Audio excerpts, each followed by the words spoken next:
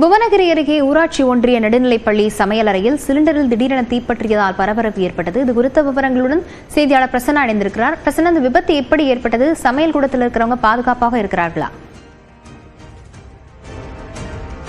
கிராமத்தில் இயங்கி வரும் ஊராட்சி ஒன்றிய நடுநிலைப்பள்ளி சமையலறையில் உள்ள சமையல் எரிவாயு திடீரென தீப்பற்றி இருந்தால் அப்பகுதியில் பரபரப்பு ஏற்பட்டிருக்கு.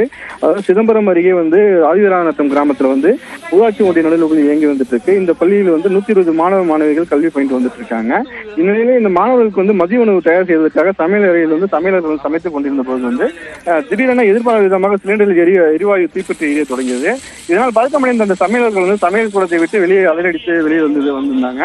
உடனடியாக பள்ளியில் இருந்த மாணவர்கள் அப்புறப்படுத்தப்பட்டு இருந்தாங்க. கேஸ் சிலிண்டர் இந்த தொடர்பாக சம்பந்தப்பட்ட அந்த சமையல் எரிவாயு கம்பெனிக்கும் அதாவது தீயணைப்பு துறையினருக்கும் பகுதியில் உள்ளவங்க தகவல் தெரிவித்திருந்தாங்க.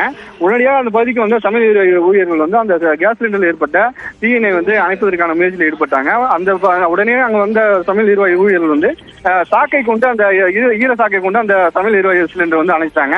அப்பகுதிக்கு வந்த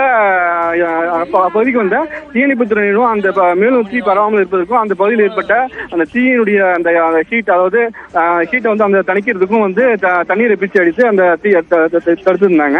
இதை உடனடியாக விசாரணை மேற்கொண்டதுல சமையல் எரிவாயு பயன்படுத்தப்படும் அந்த ரப்பர் குழாயில சேதமடைந்ததாகவும் உடனடியாக அந்த ரப்பர் குழாய் 6 மாதத்துக்கு முறை மாற்ற வேண்டும். அது மாற்றாமல் இருந்தால் விபத்து ஏற்படுவதாகவும் தெரிய வந்திருக்கு. லாவண்யா, விவரங்களுக்கு நன்றி பிரசன்னா.